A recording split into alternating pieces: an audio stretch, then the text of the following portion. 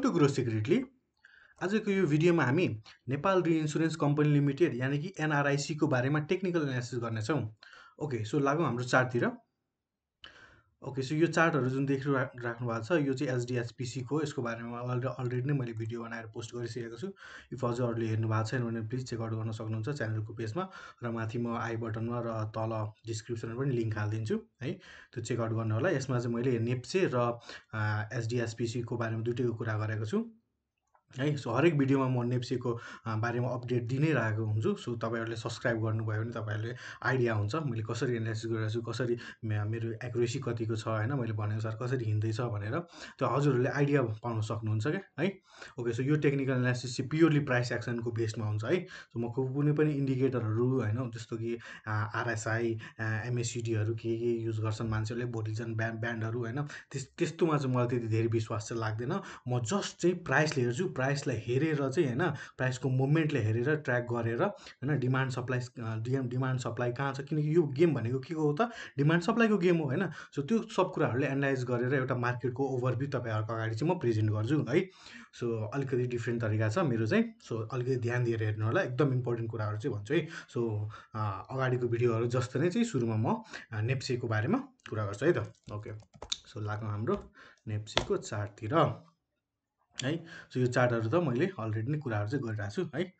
So यो if लेभल्सहरूको बारेमा हजुरहरूलाई थाहा छैन भने प्लिज पहिलाको भिडियोहरूमा चेकआउट गर्न सक्नुहुन्छ, र अहिलेलाई पनि म थोरै समराइज चाहिँ गरिदिन्छु।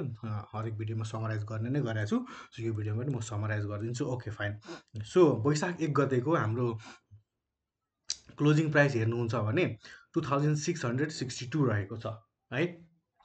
ओके, सो यो भनेको ठ्याक्कै यो सपोर्टको लेभल भयो होइन। म पहिला नै भनेको थिएँ अहिलेलाई इम्पोर्टेन्ट लेभल भनेको यही लेभल छ होइन, सपोर्ट लेभल होइन। यसलाई चाहिँ ब्रेक गरेर क्लोजिङ गरेर योभन्दा तल चाहिँ सस्टेन भयो भने चाहिँ अलिकति मार्केट नेगेटिभतिर जान्छ कि भन्ने हुन्छ है। यो ट्रेन्ड लाइन पनि जुन छ यो ड्र गरेको, यो ट्रेन्ड लाइन पनि इम्पोर्टेन्ट नै ट्रेन्ड लाइन हो होइन। ओके, सो यो ट्रेन्ड लाइन अथवा यो होरिजेन्टल लाइनभन्दा माथि चाहिँ ट्रेड गरेको राम्रो मानिन्छ भनेर मैले अलरेडी नै भनेको छु। सो यो यसमा पनि अहिलेलाई पनि यही नै देखिएको छ, तर हामी 4-5 दिनको मार्केट समरी हेर्ने हो भने चाहिँ लगभग यही लेभलमा ट्रेड गरिरहेको छ। सो क्लियर पिक्चर चाहिँ छैन कतातिर जान्छ भनेर। सो हामीले वेट एन्ड वाचकै सिनारियो नै छ अहिलेलाई चाहिँ होइन। अहिलेलाई चाहिँ एटलिस्ट होइन सर्ट टर्म ट्रेडहरू गर्नलाई चाहिँ एभोइड गरेकै राम्रो। अब पार्टिकुलर स्टकमा के देखेको छ त्यो छुट्टै एनालाइसिसको कुरा पार्ट भयो होइन। सो ओभरअलमा चाहिँ यस्तो देखिरहेछ है। ओके, सो यही नै कुराहरू भयो। इफ यो ट्रेन्ड लाइन के हुन्छ त, यो ट्रेन्ड लाइन भन्दा तल त छ अलरेडी नै। इफ यो होरिजेन्टल लाइनले सपोर्टको लाइनले पनि ब्रेक गर्यो भने फर्दर तल जाने प्रोबेबिलिटी बढेर जान्छ होइन। अब अहिले नै आत्ति हाल्नुपर्ने अवस्था त छैन। आत्तिनु पर्ने अवस्था कतिखेर हुन्छ भन्दाखेरि यो 2566 को लेभललाई चाहिँ ब्रेक गरेर तल जान्छ भने चाहिँ त्यतिखेर चाहिँ अलिकति रिस्की हुन्छ है। ओके, सो हाम्रो अब मेन टपिक एनआरआइसीको बारेमा लागौँ। ओके, सो एनआरआइसीको वैशाख 1 गतेको क्लोजिङ प्राइस हेर्ने हो भने त 1304 रुपियाँ 1304.6 रहेको छ। 1305 मान्दा नि भयो, 1304 मान्दा नि भयो, राउन्ड फिगर। ओके, सो यो भयो होइन। यसमा चाहिँ अहिलेलाई चाहिँ इम्पोर्टेन्ट लेभल यो रहेको छ है। यो लेभल भनेको कति, 1383। यसलाई चाहिँ राउन्ड फिगर गरिदिउँ न होइन। 1383 भन्दाखेरि 1390 मान्दा नि भयो है। सो यो लेभल चाहिँ अहिलेलाई इम्पोर्टेन्ट छ। किन इम्पोर्टेन्ट छ भन्दाखेरि फर्स्टमा चाहिँ सुई बढेको बढे भयो होइन।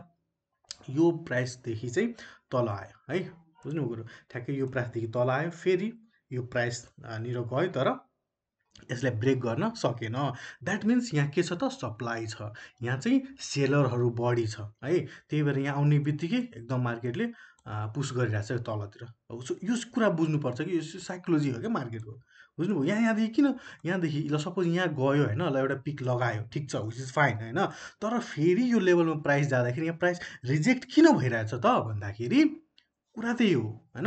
यहाँ सेलरहरू बढी एक्टिभ छ होइन, त्यही भएर यसले सेलरहरूले यहाँ अलिक बढी सेल गरिदिन्छ है। सो त्यही भएर बढी सेल भयो भने के हुन्छ त, अभियसली मार्केट घट्छ, यहाँ सप्लाई चाहिँ बढी हुन्छ है। सो मैले यो लेभल चाहिँ मार्क गरेँ होइन। अब पहिलाको डेटाहरू पनि हामीले हेर्दाखेरि लगभग यही लेभलदेखि फर्केको देखिन्छ क्या है, तपाईँले हेर्न सक्नुहुन्छ है ठ्याक्कै यो पिक लगाएदेखि होइन।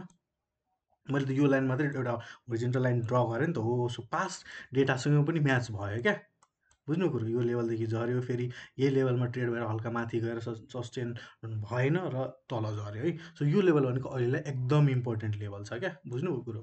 सो अब यो लेभललाई चाहिँ ब्रेक नगरेर सस्टेन माथि सस्टेन नहुनु, यो लेभल कति 1400 मान्दा नि भयो हाराहारी होइन, 1390 1400 होइन, 5-10 रुपियाँ चाहिँ तल माथि हुन्छ नि, त्यो बफर लिएर हिँड्नुपर्ने हुन्छ। सो अहिलेलाई इम्पोर्टेन्ट लेभल के हो त, यही लेभल हो क्या। अब यो एरियालाई चाहिँ ब्रेक गरेर होइन, भोलि पर्सि दिन इफ ब्रेक गरेर सस्टेन गरेर फेरि माथि जानु खोज्यो भने त्यतिखेर फ्रेस इन्ट्री बनाउनलाई एउटा रिस्क टु रिवार्ड हेरेर एउटा अप्सन पनि हुन्छ। तर अहिलेलाई चाहिँ म नयाँ बायर्सलाई इन्ट्रेस्ट चाहिँ देखिरहेको छैन है अहिलेलाई चाहिँ है, किनकि रेजिस्टेन्ट लेभलमा छ नि त, यहाँदेखि मार्केट झर्ने चान्सेसहरू अलिकति बढी हुन्छ त्यही भएको कारणले है। अब यो त अपसाइडको कुरा भयो होइन। अब डाउन साइडको कुरा गर्दाखेरि होइन, मेरो विचारमा चाहिँ एज पर मेरो एक्सपिरियन्सको हिसाबले हेर्दाखेरि होइन, यदि तल जाने प्रोबेबिलिटी चाहिँ अलिकति बढेर जान्छ क्या। इफ के त, इफ यो लेभल चाहिँ यो लेभल ब्रेक हुनु पऱ्यो है, म यसलाई लाइन पनि ड्र गरिदिन्छु होइन। यो लेभल चाहिँ होइन 1200 लगभग 40 को लेभल भयो क्या। 1240 को लेभललाई चाहिँ भोलि पर्सिको दिन चाहिँ ब्रेक गरेर तल सस्टेन भयो भने चाहिँ फर्दर तल जाने प्रोबेबिलिटी चाहिँ बढ्यो हुन्छ है। यो लेभल चाहिँ अहिले यो दुईवटा लेभल चाहिँ इम्पोर्टेन्ट भयो क्या अहिलेलाई चाहिँ, बुझ्नु कुरो। अब तल जान्छ भन्दैमा कहाँसम्म जान्छ भन्दाखेरि हामी फिभोको लेभल लगाएर पनि हेर्न सकिन्छ, किन यहाँदेखि बढ्न थाल्यो हो नि त।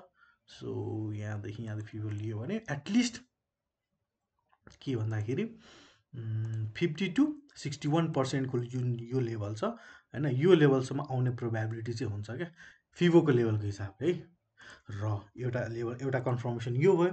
अर्को के, सपोर्ट एन्ड रेजिस्टेन्सको हिसाबले पनि यहाँदेखि प्राइस हल्का रिजेक्ट भएको छ भने यो एउटा स्टप पोइन्ट चाहिँ हुनसक्छ क्या है। यो चाहिँ डिमान्ड जोन चाहिँ हुनसक्छ। यो के हुनसक्छ भन्दाखेरि डिमान्ड जोन है, यसलाई चाहिँ हामी सपोर्ट पनि भन्छौँ सरी है। यो चाहिँ एउटा सपोर्टको लेभल पनि हुन्छ। सपोर्ट भनेको यो के हो त, डिमान्ड जोन, बुझ्नुभयो कुरो। यसमा चाहिँ बायर, यो लेभलमा चाहिँ बायरहरू अलिकति बढी एक्टिभ हुन्छ बाई गर्नलाई चाहिँ। सो यो लेभल भयो, यो पनि एउटा रेजिस्टेन्ट लेभल देख्न सकिन्छ होइन। सो यसलाई लाइन पनि मैले ड्र गरिदिएँ होइन। ओके, सो एनआरआइसीमा यति नै हो, सिम्पल छ, एकदम सिम्पल छ, एकदम क्लियर हुनु होला होइन। केही गाह्रो छैन, मैले त्यस्तो hard and fast rocket science केही कुरा गरेको छैन, एकदम सिम्पल वेमा हजुरले बुझाउने प्रयास गरेको छु। अर्को के पनि देखिरहेको छु भन्दाखेरि, हुन त यो माइनर कुरा हो होइन, एउटा ट्रेन्ड लाइन पनि मैले देखिरहेको छु है। सो अहिले ठ्याक्कै ट्रेन्ड लाइनको माथि छ, तर यो ट्रेन्ड लाइनलाई इग्नोर गर्दा हुन्छ। हुन त ठ्याक्कै यो होरिजेन्टल ब्रेक भयो भने ट्रेन्ड लाइन पनि ब्रेक भएको भइ नै हाल्छ। सो यसलाई चाहिँ धेरै कन्फ्युजन किन पार्ने होइन। सो यसलाई चाहिँ मैले इग्नोर गरिदिएँ, सिम्पल छ है। फेरि म एकपल्ट समराइज गरिदिन्छु है। ओके, सो वैशाख 1 गतेको क्लोजिङ प्राइस भनेको 1304 रुपियाँ रहेको छ।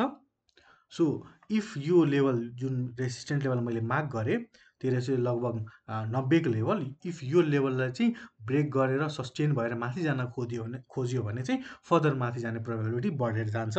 त्यतिखेर चाहिँ फ्रेस इन्ट्री गर्नलाई अलिकति रिस्क टु रिवार्ड हेरेर इन्ट्री गर्नलाई हुन्छ है। इफ तल चाहिँ अब यो 1240 को लेभल चाहिँ ब्रेक भयो र तल जान खोज्यो भने फर्दर तल जाने प्रोबेबिलिटी बढी हुन्छ। यसो मार्केट सिनारियो हेर्दाखेरि र यो प्याटर्नहरू चाहिँ माथिको जो टप लेभलको, यसलाई डबल बटम सरी डबल टप प्याटर्न पनि एउटा देखिन सकिन्छ होइन, किनकि डबल टप लगाएको छ। यो कारणले गर्दाखेरि चाहिँ मलाई अलिकति होइन अलिकति बढी नै नेगेटिभ चाहिँ लागिरहेछ, तल जाने प्रोबेबिलिटी अलिकति बढी नै लागिरहेछ हो है। सो इफ एटलिस्ट यो लेभल चाहिँ ब्रेक लागे पनि होइन, मार्केटमा के हुन्छ थाहा हुँदैन नि त, त्यही भएर एटलिस्ट यो लेभल चाहिँ ब्रेक भयो भने अलिकति बढी सिक्योरिटी हुन्छ तल जाने है। सो यो कुरा भयो। अब तल जान्छ भन्दैमा कहाँसम्म जान्छ त भन्दाखेरि 1044 को लेभल भयो एउटा, 1044 1000को हाराहारीमा भनौँ न होइन, राउन्ड फिगरमा चाहिँ यो लेभलमा आउने चान्सेसहरू अलिकति बढी हुन्छ। ओके, सो आजको भिडियोमा यति नै, and happy new year to you guys होइन। प्लिज च्यानलहरूलाई सब्सक्राइब गर्नु, लाइक गर्नु, सेयर गर्नु अफकोर्स होइन। Okay, thank you for watching.